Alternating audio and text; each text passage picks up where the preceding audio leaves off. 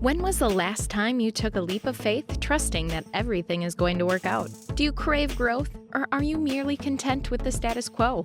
If you want more out of your life, out of your career, and out of your relationships, you are in the right place. Take the leap and discover how to create a life by design rather than living it by default. Real success starts with you. Now here's your host, Colleen Biggs. Hello, listeners, and welcome back to another episode of Take the Leap. I am your host, Colleen Biggs. And boy, this fall weather is so nice. We've got the Empower and Elevate conference, November 17th. Wow, amazing conference. For those of you that missed the November 17th conference, we have one coming up on March 21st as well. All the links are below. We would love to have you join us here in beautiful Mesa, Arizona. And the weather is gorgeous this time of year for you to be flying in. That's going to be 200 local female business owners in the room for you to be able to network with and get to know.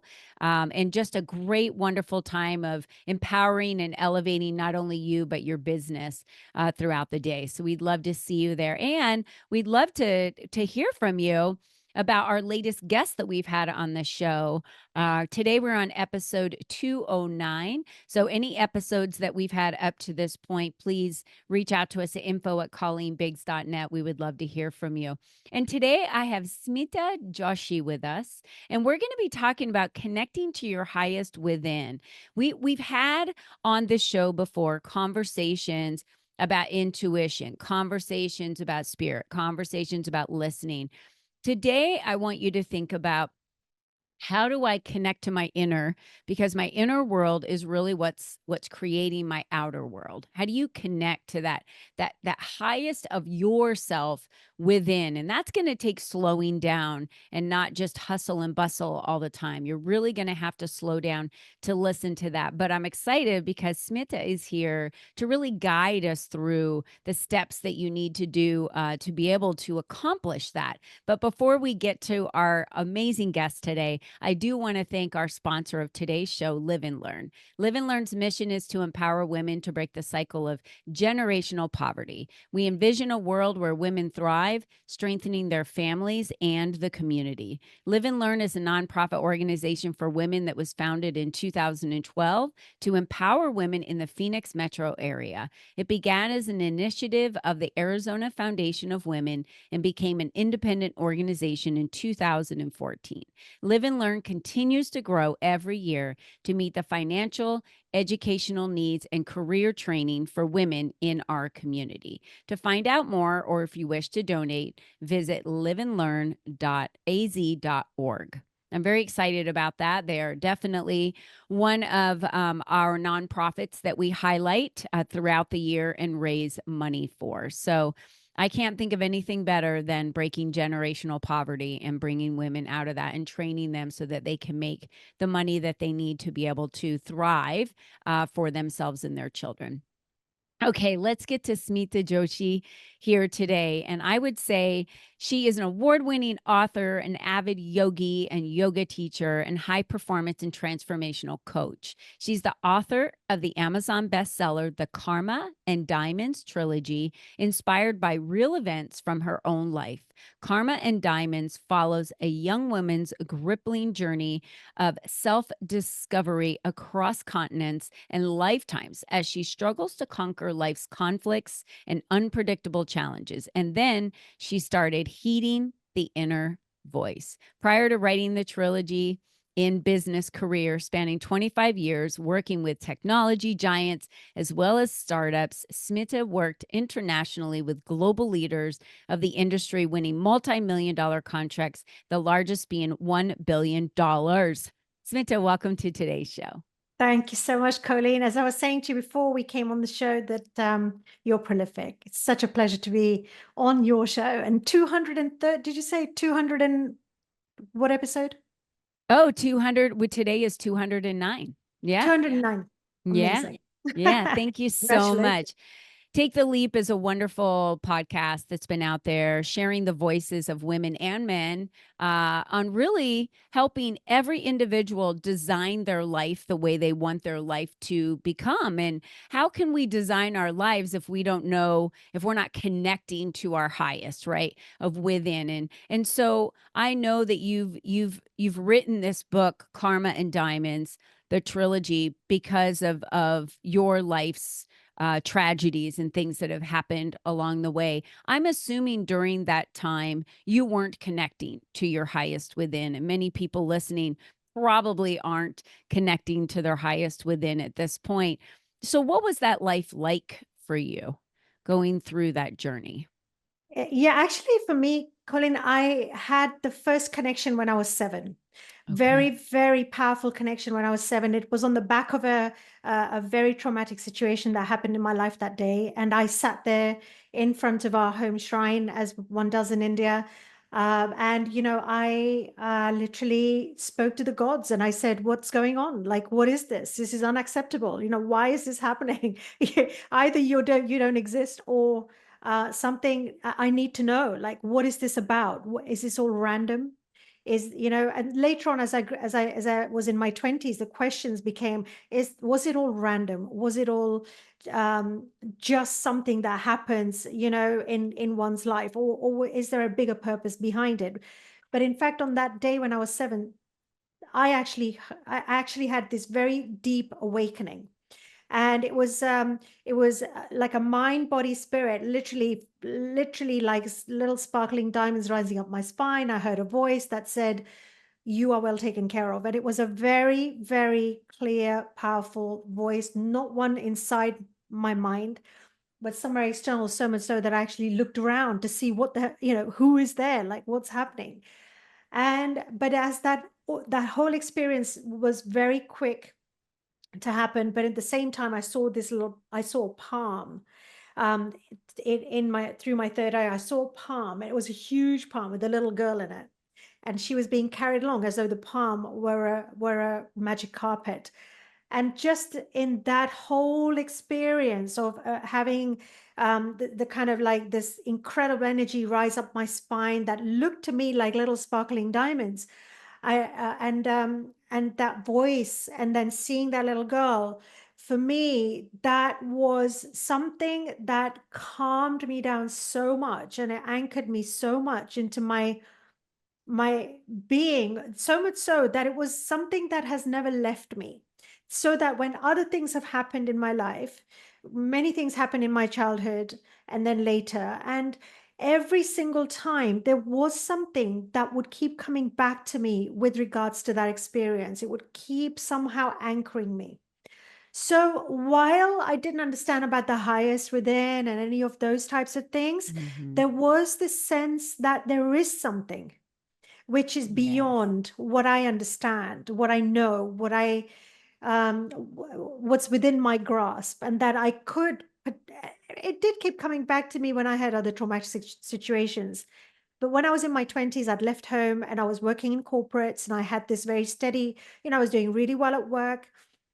There was something that started to speak to me then. I lived on my own very early on, since the age of 21. I managed to buy my own place and stuff. And I was sitting there at home evening after evening by myself.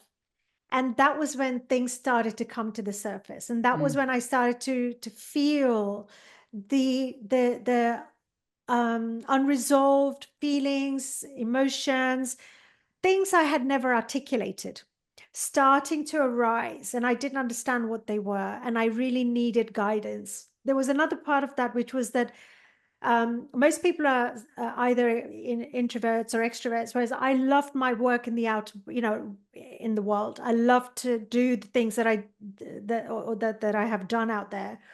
Very, very hardcore business environments, very, high pressure and so on.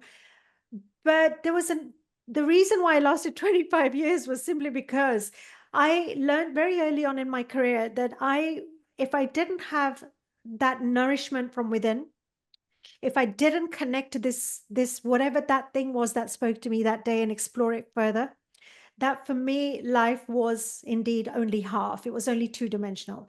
So that was when I started to explore more on the back of this book a friend gave me. I started to explore what was that voice? What was when, and all these questions like, who am I? What is the purpose of life? And I started to ask those very deep existential questions given by the the questions I had about my childhood and why things happened the way they did. And so, what was there for me to learn from it? So, that was when I started to meditate. And that was when I self taught to meditate. That was when I started to journal. And the two things combined were my practices for really listening to that voice by allowing myself to be still and silent, ask the questions. Because one of the things I think that my journey has taught me is that unless we learn to ask the right questions, we will never get the right answers. We want answers to questions we haven't asked. And that's part and parcel of learning about this journey, this inner journey, about connecting to the highest within. Because there is this twofold world where on the one hand we have this persona that we've developed on, to survive in the world, to survive the dynamics of our environments, families, whatever our bag of stuff is, because we each have one. But then there is this other part of you that is beyond all of that, that is not touched by any of that. And the ancient Vedics called it Atman and Brahman. It is that part of you, that pure consciousness that doesn't ever get touched by anything that is changing the world outside, our experiences, our feelings, our emotions, our any of the external stuff. And it's things with that pure consciousness remains always present, always observing, always guiding. But our challenge is to learn how we are not listening to it. What are the conversations we have about ourselves, the limiting conversations about our stories that we tell ourselves about what's happened in our lives, that we tend to then be so overpowered by and buried under it many times that we're not able to hear that guidance very often. So that's Yeah. the job. Yeah, I'm glad that you said that, because you had said about asking ourselves the questions, who am I? What is my purpose? What do I love? What do I want? That is a contemplation question that we need to take within for us to be able to get to the root of that answer. And I love that when we're starting to connect with our highest within, as you're saying this to everyone listening, they already know that they've heard the voices. They've heard the voices. It's come to them at some point or another in their life where they've thought to themselves, wait, what was that hunch? What was that voice? What was that prompting? And for you, it really started at 7 when you didn't really understand what it was like to connect with your highest within, but you had questions, and sitting there and asking those questions out loud and looking for that guidance. And then realizing as you grew older, you talked a lot about, when living on your own, you were alone. And so you spent time alone. And that's probably the one hint I would give some people listening today is you need to spend some time alone with yourself, without screen time, without a TV playing, without music playing, and just in quiet, and start asking yourself some of these questions. When you're working with clients, Smita, do you have them go through a specific step of questions that they get quiet and ask themselves? How are you teaching them to connect to their highest within? Right. So I love to do that on the go. So one of the biggest accesses in my yoga practice that I have found, and yoga, by the way, meaning not just the physical side, but the breath, the focus, the concentration, the meditation. And so the whole path, the eightfold path as it is, Ashtanga yoga.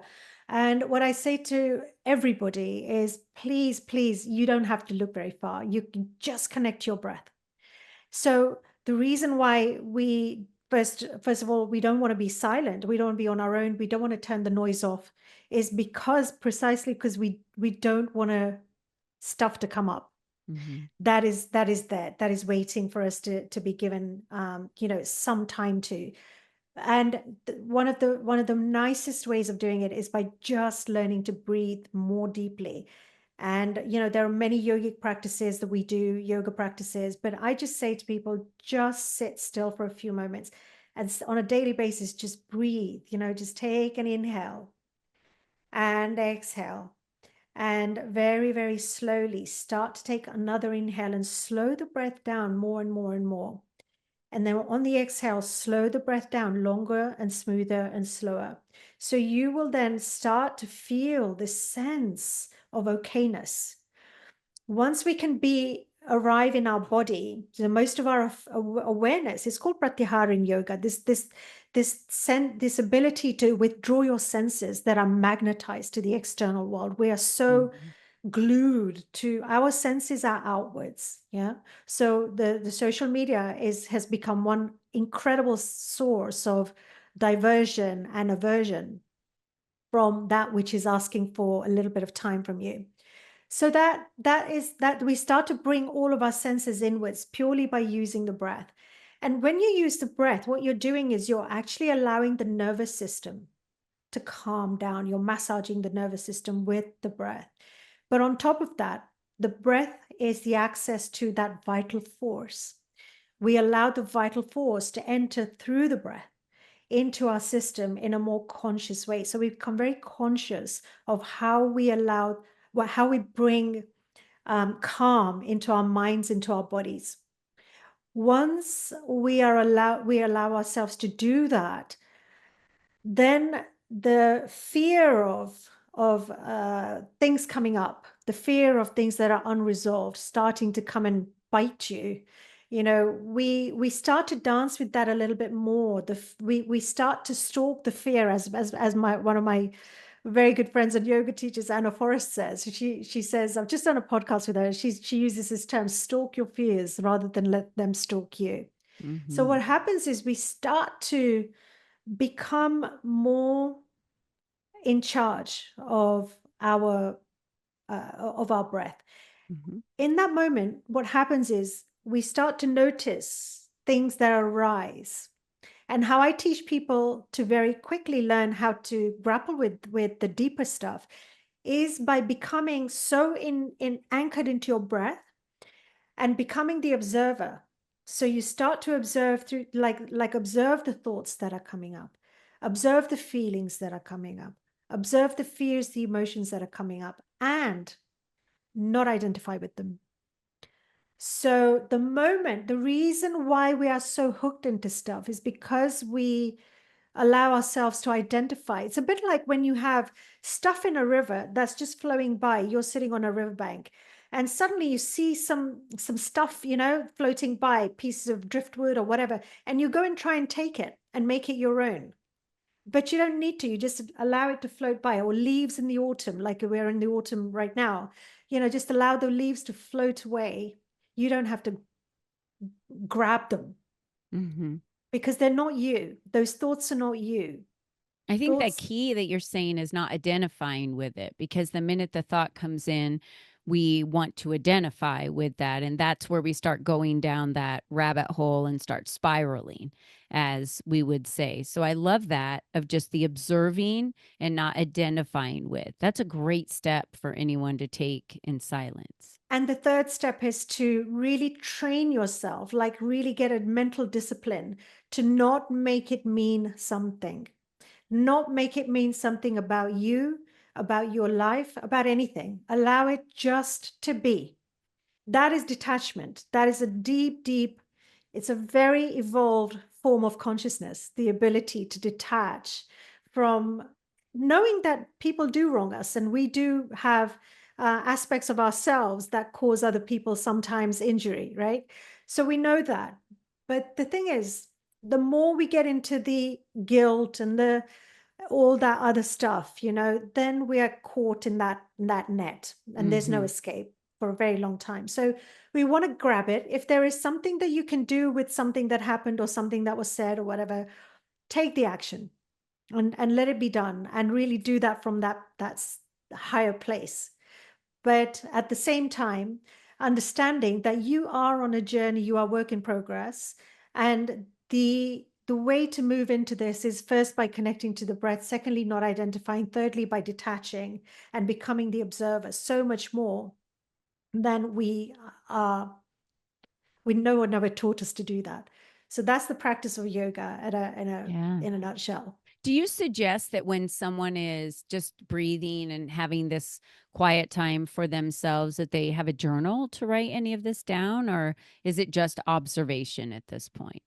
At this point, I think the two practices are quite separate, and you might Yeah. combine them at some point when you have you can dance with your skills, once you become Yeah. more competent at them. And then, listen to that voice. The voice might say, for the moment, I want to use a pen, but try to use something that moves with the hands, that connects with the nervous system, that allows that higher consciousness to actually work through you. And then the practice is then to just keep the pen moving. I mean, if people were to read my books, they'll realize that I used that practice very much from meditation into journaling. And it took me back into past lives in ways, I mean, Colleen, I can tell you, you'd think it's fiction, because what happens is it takes you into the nooks and the crannies. When you make a commitment to getting to the source of whatever Mhm. it is that you're working on, then you have to be willing to get to the source. And the source might not be in this moment as you know it to be. You need to be willing to move with where the consciousness needs you to move to in order to resolve it. And sometimes it takes you into times before the linear time that we know now, Yeah. and into bodies that you were perhaps before. So both of these work, but I do say, if someone's a beginner, really get connected to the breath and really just sit still long enough for a little bit, rather than be tempted to keep fidgeting. It can become another distraction. Yeah, that makes a lot of sense. So I would say for everyone listening, we need to start with that, for connecting to the highest within and just breathing, like you had said, slow it down the best that we can, and then just observe and then stay disconnected from that. Don't take it, don't own it, don't make it yours, but just stay a distance from it. I love that explanation, is And beautiful. just to take you to that, what happens when you do that, Colleen, is that just on the other side of all of that noise Yeah, and the movement is that stillness, is that still consciousness that is, as I say, the observer that's waiting, the where the intuition may flow from. Of course, we don't know, but I assert it tends to is one of the sources, where knowledge and wisdom, which is beyond what you know, and which is what you are effectively wanting to tap into if you truly want to um, heal. sure. So using the mind alone is not going to get us there, because the mind alone got us there. Hmm. So we want to go beyond that source. We want to go to the real essence of who we are, and allow that to become our informant, and be informed by that, be guided by that. So Yeah. that's what's available on the other side. It's beautiful. And I know everyone listening right now is I want to practice that. I want to try that. I need that in my life. And this is where we find peace. It really is. This is where we find peace. And if we're not willing to take the time, then our lives are going to be chaos, and they're going to be everything that we create them to be on purpose, because you're choosing not to take that time and slow down. So I know many of them listening would love to know how to get in touch with you, Smita. So we've got some links. Tell us a little bit more about, they can follow you on Instagram, and tell us more about your YouTube channel.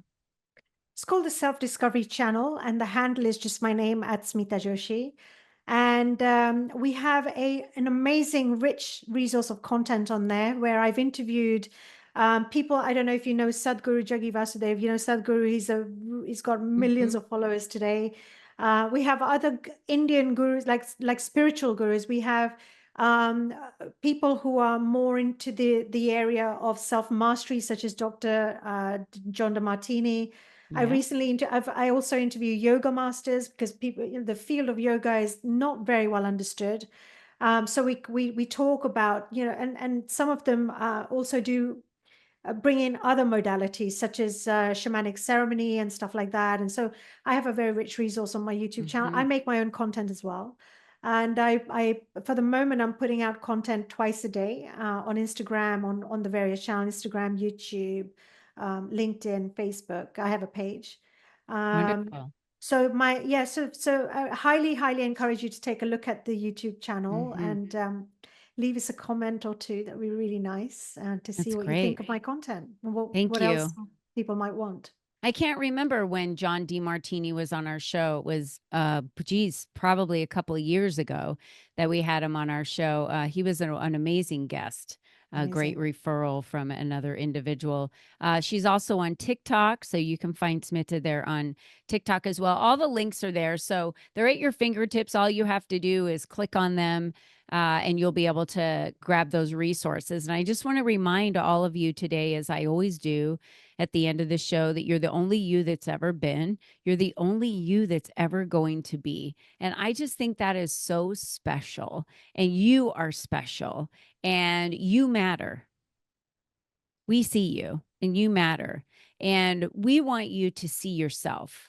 We want you to take the time to slow down, to breathe, to connect to your highest within. And I promise you, because I practice this, you will get so many answers to questions that you have if you just take the time to relax and believe and have that faith. And I live my life on that. And it has proven to work miraculously throughout my years, of my later years, I would say, in life when I began those practices. And so I would love for them to go to your website as well, Smita, because on your website, I'm sure you have a wealth of knowledge out there and ways that they can connect with you. But I would love for them just to DM you as well and Be be able absolutely to have lovely. a conversation with you and ask questions. And please download the free gifts that are available there on the website. We have Oh, this wonderful. meditation called A Star-Studded Sky, and it's really just designed to guide you through a beautiful meditation where you can Beautiful. do exactly what I said earlier, is to just observe and watch your thoughts like shooting stars pass by. And so, Mm, I've got a lot of meditations on my website, and 12 of them we attach to the books as well, yeah. because they are the journeys. Some of the journeys, for example, swimming with wild dolphins off the coast of Hawaii, I've made that into a meditation. The connection with those beings was so profound that I felt it deserved, Sure. to be shared in a way that people don't have to go there. They may not go there right now. Then there are many others you'll see. So connecting to your inner group, connecting to the guru within, and invoke your goddess within is another beautiful one. Beautiful. You'll also find that on Insight Timer. And I've got some on Spotify. I've got this album called Calm Your Mind, and there are 3 meditations in there that one can listen to for free. I think it's probably downloadable. So that one, Trees in Breeze, Put Your Mind at Mm. Ease. There's Drifting Clouds, Wandering Thoughts, and then there's one other in there. Yeah, these are wonderful to play in the evenings too, when you're calming down for bed and going to bed. They're wonderful meditations to play. So thank you for sharing all of that with us today. It's been wonderful, Smita, to have you on today's show. And to all the listeners out there, thank you so much for being loyal listeners of our podcast. And until next time, as always, be you and be strong. Bye-bye for now. Thank you so much.